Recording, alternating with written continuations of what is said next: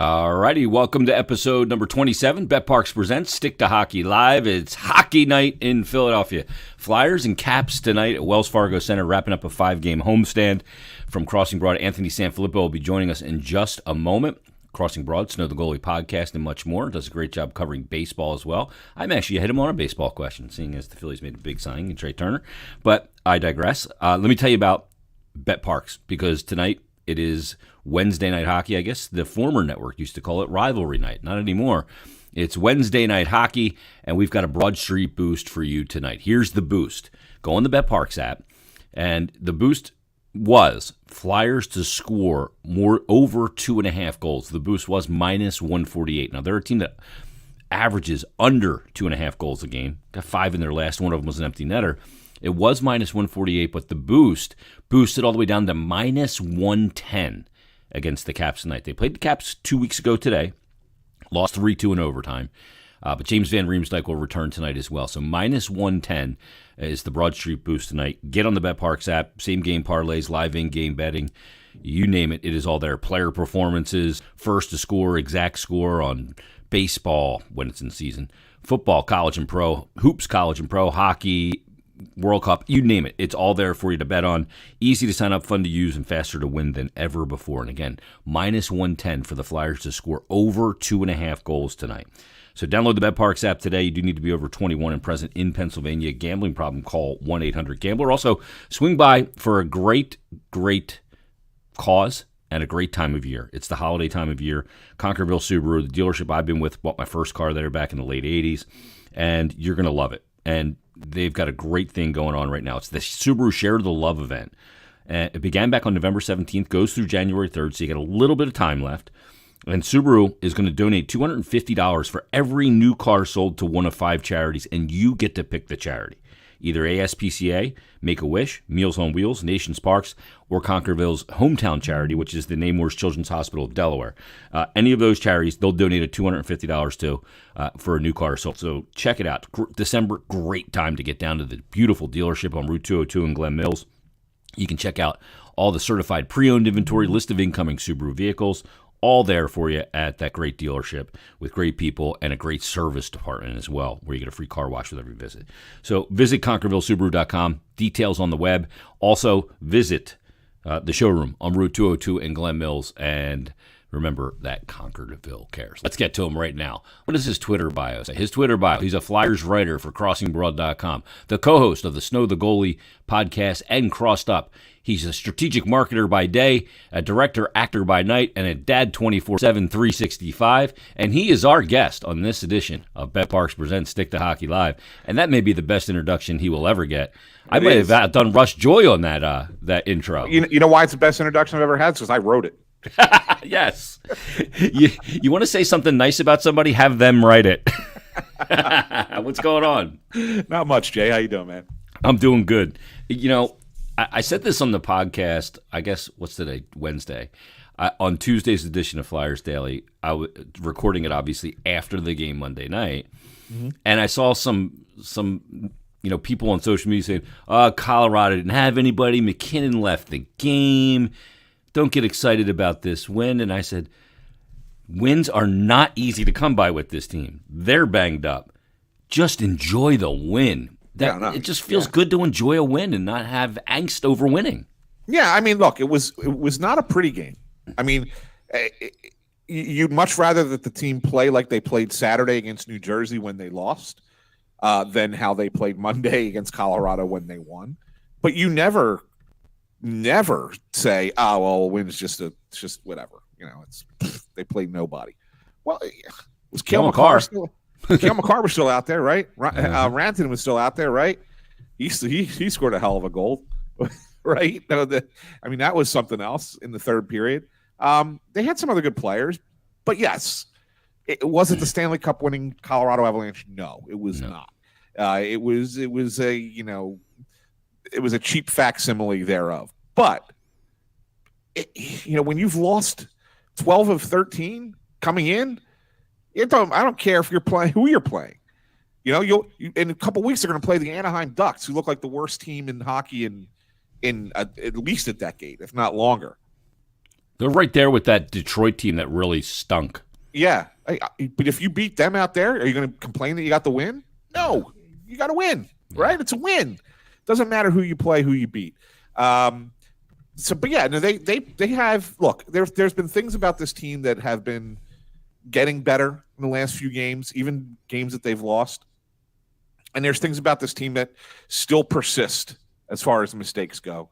But the one thing that has been pretty much a constant, not a complete constant, but pretty much a constant since day one when the season started, is Carter Hart in goal.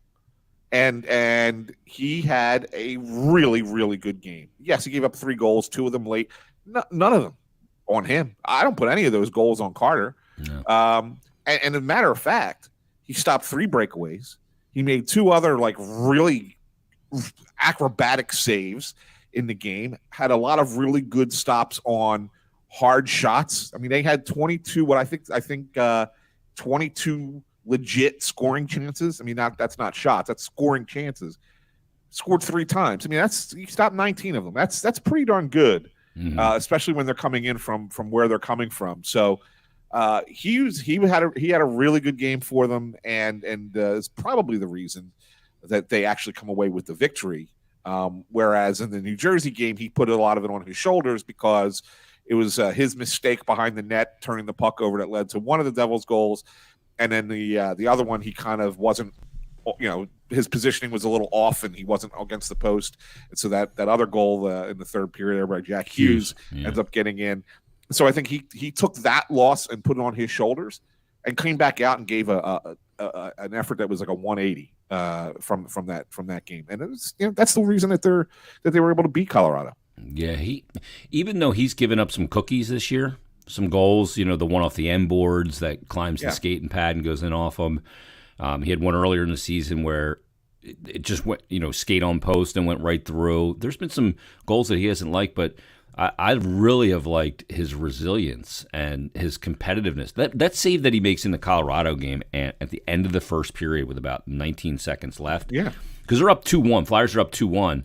If you go into the room there tied at 2 versus being up 2-1, it's a huge mental difference.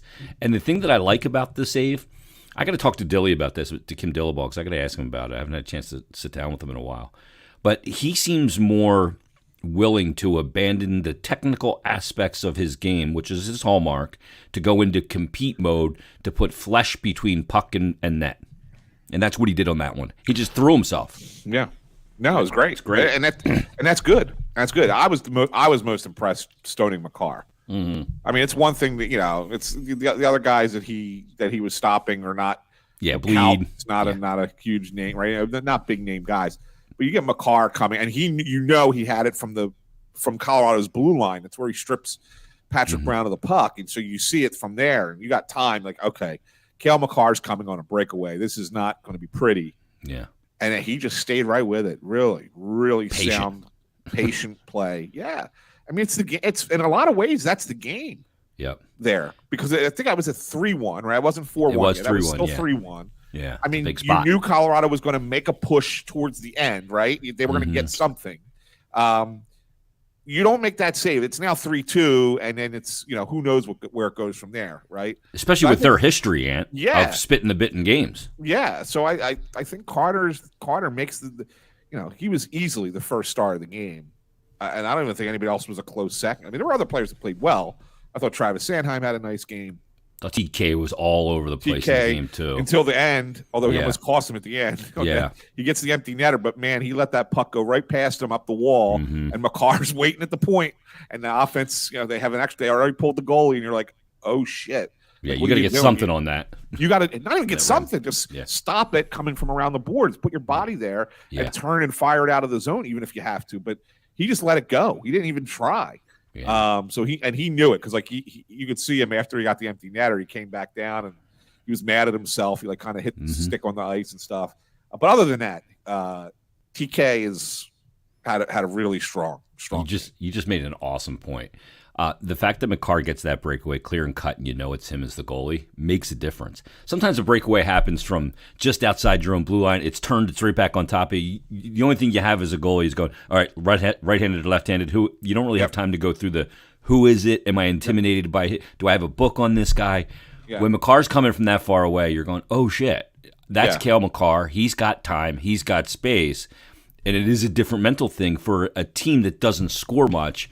There's such little margin for error. But he stayed so patient on that and just didn't leave his short side post. And that's where McCarr wanted to go. So that's a great point that you make, because when you do know, like if – let's put it in Flyers terms. If Nick Deslauriers gets a breakaway from the red line in, the goalie sees Nick Deslauriers coming, he's not sweating it like he's sweating it if Scott Laughton or Travis Konecny are coming in. Correct. Yeah, that's the difference. And they're not Cale McCarr. Exactly. Exactly. Let's talk about. I just talked to Torts. I taped him for a pregame interview just a little bit ago at 12:30.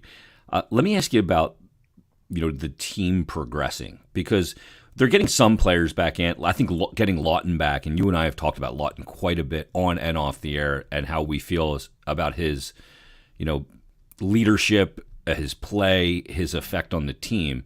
And they're getting some guys back. JVR is going to return tonight. But as far as moving, the story forward or the progress of the team, how much has it moved forward for you? There's still mistakes out there. There's a ton of line juggling because you're just trying to find any combination when you struggle to score. Hayes is now a winger, which I think is ahead of the curve of when he probably was going to end up on the wing, and I think it's probably a good thing. But how much progress have you seen just from a hockey standpoint, not a result standpoint per se, but a hockey standpoint? Yeah, I mean, there's definite progress. I wrote about this the other night, and I thought about this a little bit.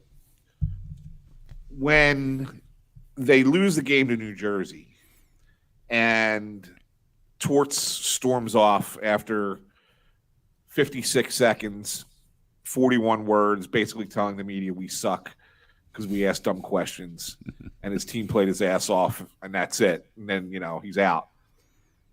And I said it was a very calculated move by him, because if you go back and look game by game, what he has been kind of setting up, right? Coming from his team, what he's kind of anticipating and what he sees coming. And it goes way back, all the way back to Black Friday, when they were embarrassed on home ice on national television against their biggest rival, and they played perhaps their worst game of the year against the Penguins. The very next night, they go to the island and played pretty well, right? Until that third period, they kind of let it slip away from them there.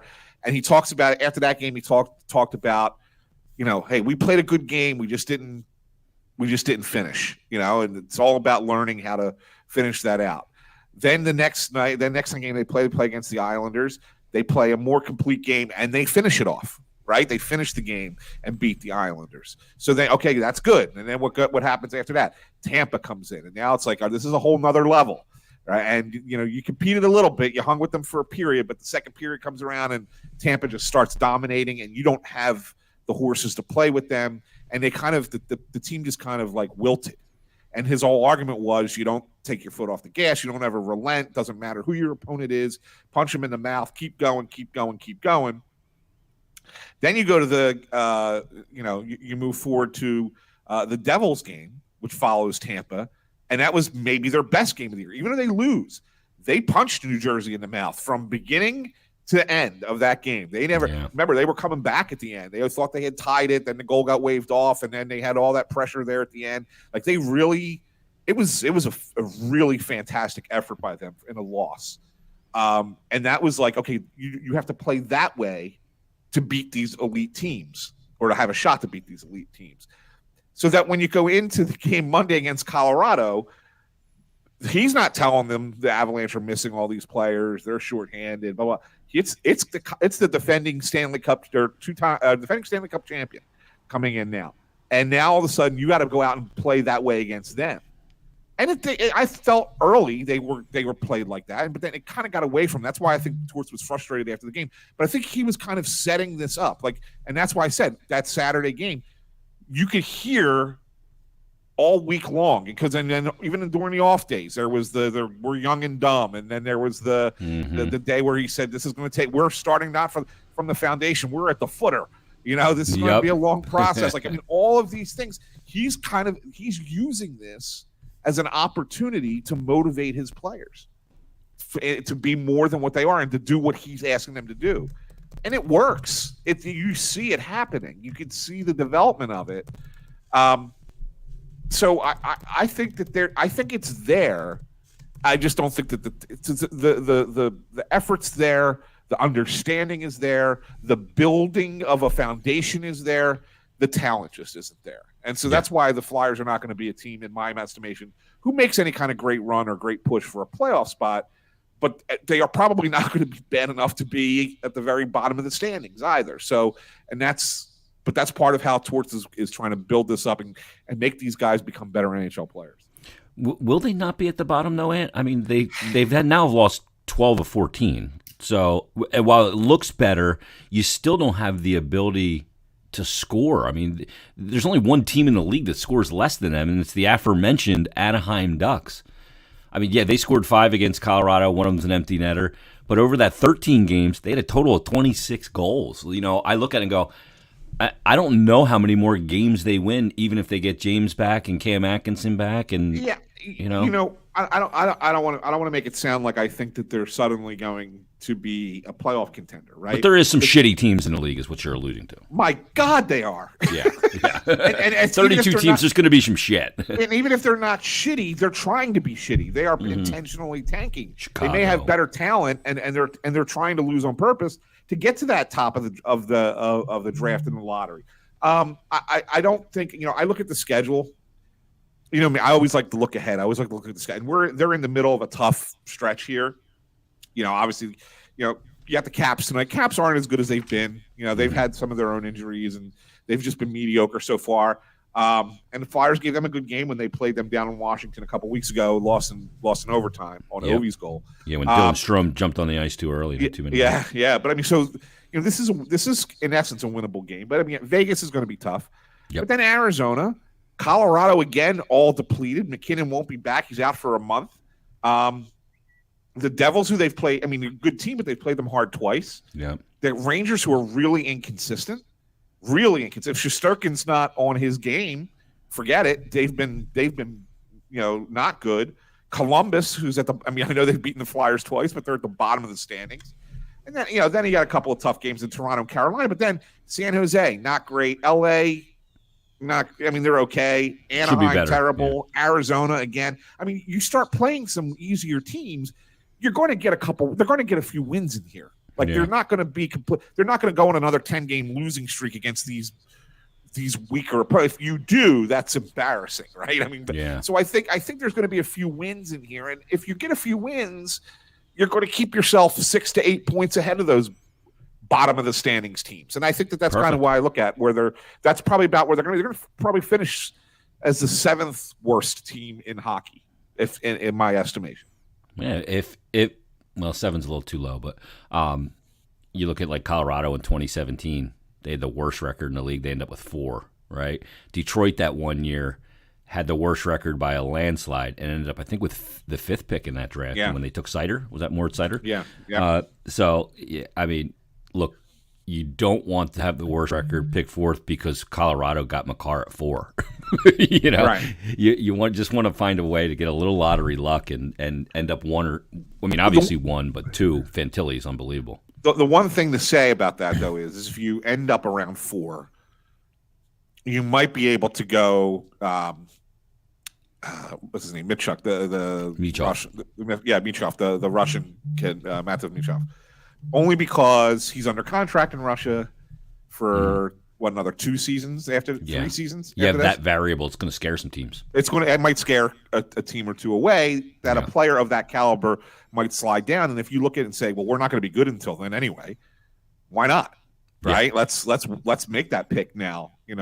Yeah, it's not a guy who's you have 2 in the next draft as well in the first round. Right. It's not a guy who's going to come in and be a superstar verse right away. But then again, you see what Gautier's doing in BC. Yeah. Player of the month. He's unreal. right? So he's going to be here next year.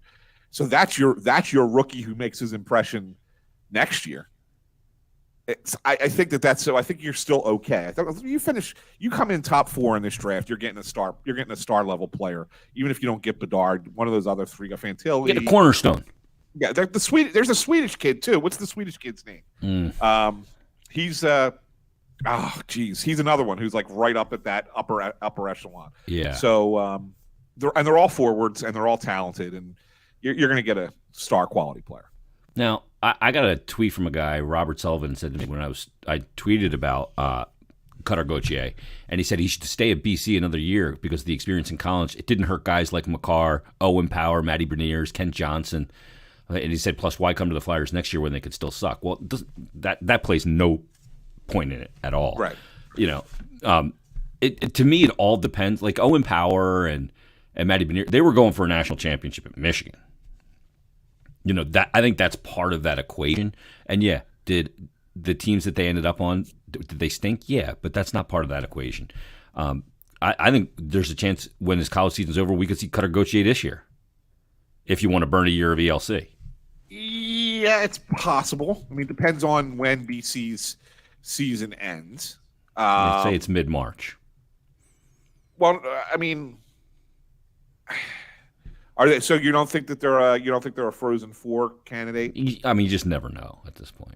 Yeah, I'm just saying. I mean, but it really, like to me, it really depends on where it ends. I mean, if he's going to come up and play 7 games, no, I'm not burning it. But if you can get like 18, a month of hockey out of him, I would do it. Yeah, if I'm getting 15 to 18 games out of him, then I consider it because I can send him into the offseason then, knowing what the NHL feels like from a spatial standpoint, timing standpoint, and all that stuff. Yeah. By the way, Leo Carlson, that was the name of this. Oh yeah, another Carlson out of Sweden. Yeah. I know, right? He spells it with a C. And Eric Carlson, who spells it with a K, has been unbelievable. Wait, can't you talk about comeback player of the year, right? Oh, my God. I didn't see this coming at all. No. Well, him, Jason Robertson, who saw that coming, right? Yeah, 39th overall pick. Holy cow. So, I mean, there's a lot of guys kind of surprising us in the NHL this year. Shame none of them are in orange and black. Yeah, we'll be hearing that Jason Robertson thing forever. It's so easy to go back and go, well, they took Isaac Ratcliffe or they took Nolan Patrick number 2 and they overpassed Jason. Nobody was taking Robertson that high. Right. And then people go, well, that's because we can't develop a player. Some players just aren't taken high and are going to be great players. Like Joe Pavelski was taken in the 7th round. Yeah, it happens. I mean, guys develop, like come out of nowhere. They're late bloomers. And you just get, what happens, what they don't understand is teams are taking flyers on these guys. They're like, there are quality. Gamble. Look, you're drafting a player because you recognize that there are qualities in his game at the age of 18 that could potentially develop into a professional player. Yeah. And so therefore you're taking a chance. But because he has so many things that you're unsure about, it's a gamble. It's a risk. But that's what the draft is really once you get down to that point in the draft. So therefore it's like, okay, well, we like this about him. And we think that this could portray, this could grow and this could blossom. And then if this happens, then great. And if it doesn't, well, then okay. Yeah. But for Jason Robertson, the if this happens is now happening. Yeah. And the thing is, the thing about it is too is trying to project these guys. They're 18 years old. This isn't like the NFL draft where they've played 3 years at the University of Michigan or Alabama or Clemson, where they've played on this huge stage. They're I mean, you've seen these guys come in. A lot of times when we first meet recently drafted guys at like rookie camp, they aren't shaving yet. Right. They don't shave. They don't have hair under their pits. Yeah. Yeah, I mean, it's the thing with hockey and baseball. I mean, you draft so young. Yeah. So young. And it's never going to change. Look, it's really, in hockey, will never change because of Canadian Junior. Yeah. Right? I mean, they're never going to give up, those teams and being able to have players from age 15, 16 playing hockey. Yep. Bless you. Thank you. I was trying to keep it off mic. But yeah, I mean, so that's never. So in essence, you just got to take gambles on kids a lot of times. The part is so. I think you're seeing more college kids now, and kids go that route because they have more time to get to the show, and they're more mature when they do get there. A couple of years in the USHL or your National Team Development Program, go play 3-4 years at college, and then you come in much more ready to take on the NHL. And let me ask you, one of the things that came up last week on my Twitter timeline was the notion of trading Carter Hart this time, because you can get a haul for him. And look, I don't think anybody, after what we've gone through the past 2 seasons prior to this one and are in the middle of right now, the untouchable term does not carry for anybody, in my opinion. But the notion of trading him, people go, well, you can go out and you can get, an above average goaltender and win a cup with it. Look at a team like the Caps when they won a cup. Holtbeek went on a heater and they won. He didn't even have the crease when it started. Then Jordan Binnington, or you look, last year with Colorado, didn't have, the stud goaltender, the Carey Price. I go back, I look at teams like Pittsburgh with Fleury and Murray. Both homegrown guys. I thought Quick was the best goalie on the planet for 3 or 4 years. Crawford was underrated. Niemi, whatever, was not good, but he was up against Michael Leighton. But the notion of trading the goalie, to me, again, nobody's untouchable, but I'm not doing it because I have a really hard time judging a rebuild or where a team is in a rebuild if they don't have the basic principle of goaltending, and it is hard to find. It's like the quarterback in football. If you can go into an offseason having that box checked, it makes everything easier. Yeah, and let's put it this way. I mean, I hear it. I hear you, and I hear the people who say, go ahead and trade him, go ahead and trade him. I don't think you can until you have the replacement behind him. And might they like Samuel Ersson enough that he could potentially be a number 1 goalie in the NHL? Sure, but you don't know that yet. Yeah. He's played well in the AHL. He's looked pretty good, looked pretty solid. You got to get him up here and have him play some and really kind of see how he plays at this level. Mm-hmm. And then give him a few more games and say, can he take on a little bit more of a burden? This is a process, right? I mean, so if you're going to trade Carter Hart, it's not going to be now. It maybe a year from now or a year and a half from now, you have both those guys up here and you look at it and say, okay, well, we really like Ersson then, and we think that, by the time we're competing for not just the playoff spot, but to be a real contender. Hart's only 24, though. No, I get it. I get. Yeah. I'm not trying to rush him out of town. Yeah, what I'm saying is you have to have all these other things happen. Yeah, the known before you think about doing it. Yeah, you can't go into the unknown again at that position. Because you imagine you trade him, he goes somewhere else and continues to develop and be great, and then you don't have the guy behind him. Now you got this team and you don't have the goaltending. Exactly. Oh, they would get fucking murdered. That's my point. Yeah. That's my point. You have to know you have the person to replace him before you consider moving him on. Yeah, and knowing is really difficult when it comes to the position because there's a lot of voodoo involved. Right. So, I mean, I don't see how you can do it now. Like I said, maybe a year from now, 2 years from now, you could consider it. I don't see how you can do it right now. Yeah, I mean, if they offer you a Draisaitl, you okay. Well, it depends on when. Yeah, sure. If somebody's going to overpay and give you a superstar, of course, then you think about it. But I mean, aside from that, if you got to assume that the deal is fair, then you don't do it until you have a replacement. Yeah, the position's just way, way too important. Let me ask you about 2 guys in particular, a defenseman and a forward. Let's start with the D-man, in Tony DeAngelo. He's now playing on the third pairing with Nick Seeler. I don't know if that's necessarily just because he's banged up, played too many minutes, what it is. Risto's been moved to that top pair, and I think he's played pretty well. I don't think he's a top pair guy long term. I think we all agree on that. But he's played well there. He hasn't earned his way back down. But Tony DeAngelo, as a fellow Paisan with DeAngelo, I think his emotion and his approach is something they've really needed, a guy that burns hot. And he may say some things that piss off teammates at times and burn a little too hot and need to be calmed down, but you never need to rev him up. And I think his presence is important for the team moving forward. Yeah, I think he's better off not being on the top pair. Yeah, I think it exposes the weaknesses in his game. Now, not to say that there are a lot, but I mean, he's just not that. Provorov's not Jacob Slavin either. Right. Okay. So he's not that caliber of player. But is he, is he better off a little further down the lineup with those intangibles that you just talked about? 100%. 100%. This isn't a demotion putting Tony DeAngelo on the third pair. I think it's just a matter of finding you're still trying to find what works and what doesn't, who with who. I think it's exactly what you said, though. I think it's utilizing what he does well at the most times you can, and not putting him in situations where he's going to, make mistakes and look bad.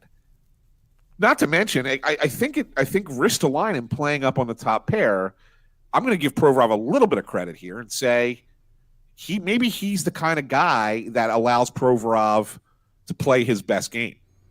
Mm-hmm. And maybe when Provorov's playing his best game, it makes Ristolainen a better player. You know what I'm saying? And maybe they complement each other well. Maybe that should be your second pairing D if you could acquire a really high potent, first pairing. Yeah, but what do you do with Sanheim? Yeah, see, that's the thing.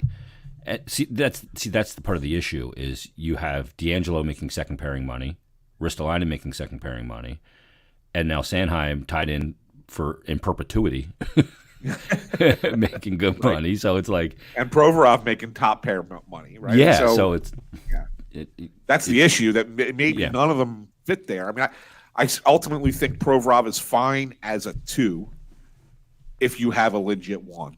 Mm-hmm. Yeah, I agree with you, but you don't have that legit 1. You don't have that legit 1, right? So he's got to play up, and expectations on him are probably a little bit higher than they need to be. Yeah. If he's the second guy, then you're not thinking about it as much. Yeah.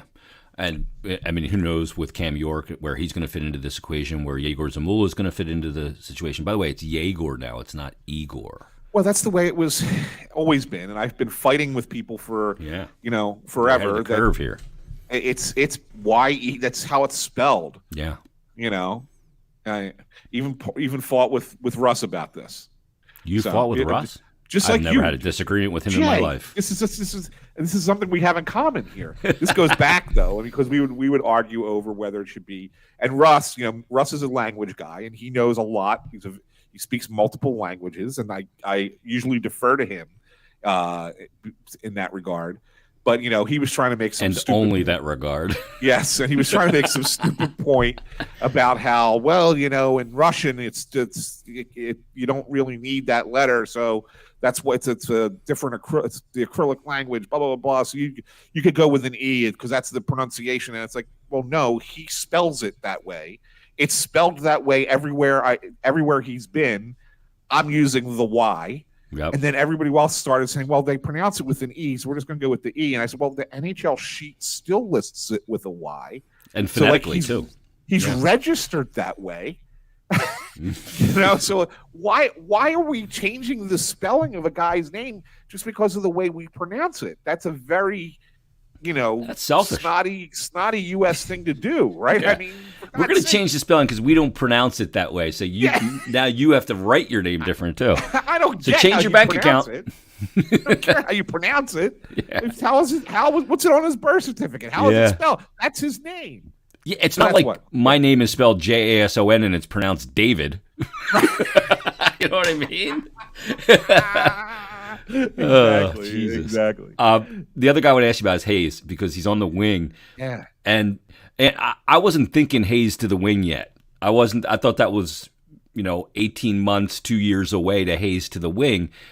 But the more I think about it, the more I go, there's a lot of reason to do this, because A, you mitigate his biggest weaknesses, which is defending in the D zone down low. B, he's a creator from the outside anyway, even as a center. He works off the boards with his vision and puck protection ability. And C, and I'm accentuating the areas of his game where he's best, and that's obviously generating offense. So I don't know. I'm almost disappointed in myself. I didn't think of it, but I didn't think of it. Yeah, no, it's a good point. And the thing of it was, you look at it and say, well, he's being punished by being moved there. Was Giroux being punished when he was moved from center to wing? No, he was being relieved of the duty. Exactly. He was being relieved. And I think that there's a lot. I mean, maybe Hayes wasn't happy about it at first personally, but I think he's now realized the benefit of this for him. Yeah. Just an optic thing. Yeah. And he's playing the best he's played since he's been here. He may be playing the best he's played as an NHL player. Could be. To be honest with you. Yeah, right? Could well be. He's a point per game player. Kevin Hayes is a point per game player. Yeah. It's almost he's going to if this keeps up again. It's been 27 games, right? Yeah. If this keeps up over the 26 games, if this keeps up over 50, 60 games, but as you're approaching that deadline, there's a market then all of a sudden, isn't there? It justifies his salary. Mm-hmm. It justifies his salary. If you're a point per game player, you're making $7 million a year. That's about right, right? Yeah. Because he kills penalties too, and he also plays power play. Yeah, so it adds to the value. And he's a creator on the power play. Not to say that he would be a creator on a top power play for a Stanley Cup team, but could he be a creator on your second unit? Yeah, for a top team, certainly. Yeah, and he's decent in the dot as well, and I mean he's probably top 4 guy in the NHL protecting the puck. Yeah. I don't think there's any question about that. No question about that, and that's because of his size. Yeah, right. And he knows how to use his body properly to protect. Shields the puck very well. Yeah, a lot like Voracek used to do when he was at the top of his game. Yeah, Kevin Hayes has that same ability. So yeah, I mean, look, he's having a really good year. When you look at the team and you see how much they struggle to score, to think that Hayes and Konechny are doing most of it. Mm-hmm. I mean, really, they're. I haven't done the math, but what are they percentage-wise of the team's offense? Oh yeah, I'd have to do the math. I mean, goals that they're involved in. I mean, I would say it's got to be close to 50%, right? Oh, if definitely. Not more. Well, let me tell you right now. I mean, when you look at goal, they have 18 combined goals. TK's got 10. Hayes has 8. When you look at the total goals that they have scored, 61, I think, for the season. Right, the team. They have 61 goals for. So 18. I mean, geez, yeah, you're looking at 22%, right? Right now, that's not even counting the assists. Yeah, exactly. That's what I'm saying. So if you count in assists, now I'm sure that they've been on the ice for some of the same goals. Sometimes and involved together. Involved together. So you can't say just add up the assists and then they give you a total. But still, you got to be pushing 50% of the team's offense is coming through those two players. Yeah, I mean, look at it. 49 of the total points on the team of 180 are those two players. Yeah. So, and that's with 3 points per. That's with 3 points usually 3 points per goal. Yeah, yeah, I mean, I can only think of 2 unassisted goals that they have this year. One of them was Noah Cates against Tampa when they won that game. Yeah. And I think there was one other unassisted goal that I even remember. It may have been a Nick Seeler goal of all people, if I recall.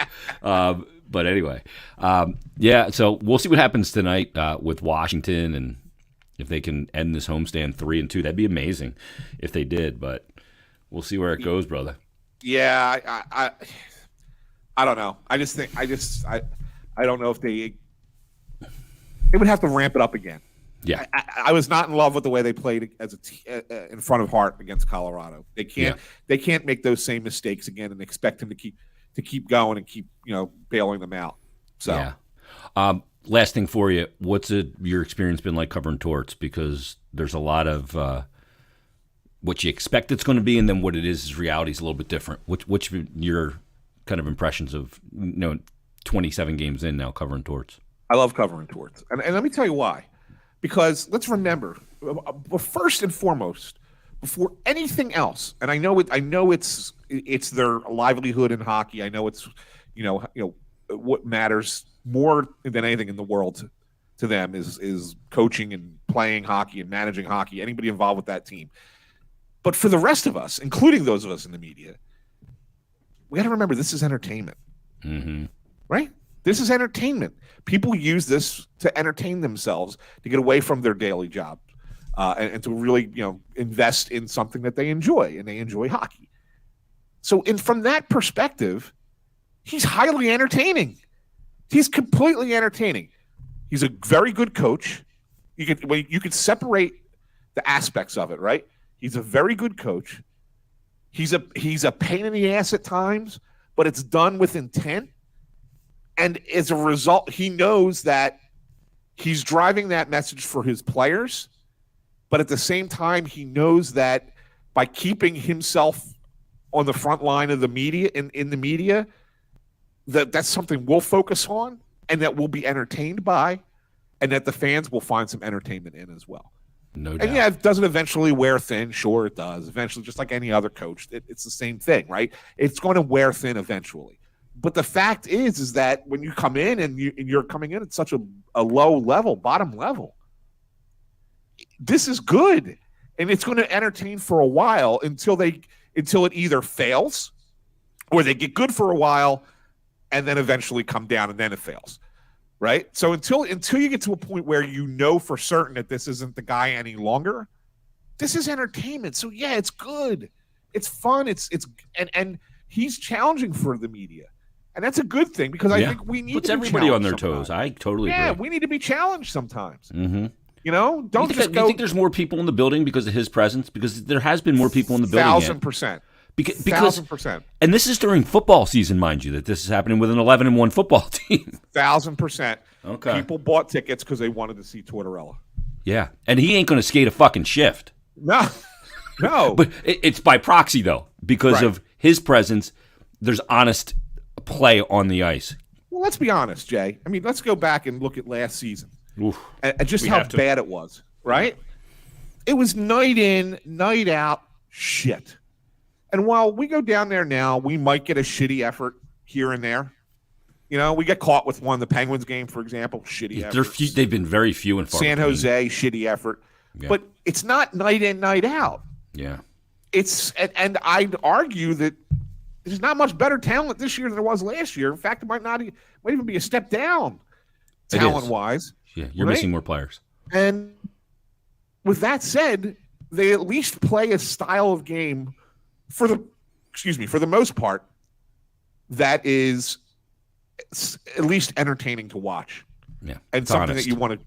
Yeah, it's honest. That's all you ask for. That's all fans ask for. So when you get that, they're not selling the building out, but you're starting to see drop counts closer to 15,000, 15,000 than you were 7,000 at time. No, drop counts. Oh, drop counts. I'm talking about butts and seats. Okay, there were a couple games last year where they had 7,000 people in that building. Yeah, it was ugly, depressing, and it. You felt like there was no pulse. Correct. He brings a pulse. There's no doubt. Yeah. So that's all. I put it all on the coach. You gonna be down there tonight? Be down there tonight. I'll see you down there, brother. Sounds good. There he is from Crossing Broad, Snow the Goalie, the podcast, and much more. Anthony Sanfilippo. Thanks, Ant. Yeah, you got it, pal. Anytime. There he is, Anthony Sanfilippo. I always love having Ant on. It's just good. It's that's what this show's about. It's just good fucking conversation. We just want to talk about hockey. We don't need to go crazy. We'll go crazy sometimes, but Ant's a great conversationalist, which is why I converse with him at games quite a bit as well. Let me tell you about BetParx. You got the Broad Street Boost tonight. The Flyers over for goals in this game tonight. Over under is 2.5. Now, the regular line, the opening line, was really simple. It had the Flyers at minus 148 to go over 2.5. But for the Broad Street Boost, Parks has knocked it down to minus 110. Minus 110 over 2.5 goals. You want to play it? Get on the BetParx app. Do it now. It's the greatest casino and sportsbook app you're going to find. Simple to use, easy to sign up, faster to win than ever before. Same game parlays, live in-game betting, player performances, you name it. It is all there. Futures, props, teasers, straight bets, on everything you can imagine, whether that is going to be on hockey tonight with the Broad Street Boost, whether that's going to be on college or pro hoops, college or pro football, anything going on in the world of sport, you can bet it on the BetParx app. So do yourself a favor. Download the BetParx app today. You do need to be over 21 and present in Pennsylvania or New Jersey. Gambling problem, call 1-800-GAMBLER. All right, everybody, enjoy your hockey tonight. We'll be back Friday with a brand new episode 28 of BetParx Presents Stick to Hockey Live. So we'll talk to you Friday right here. So have fun tonight and stay safe. All right.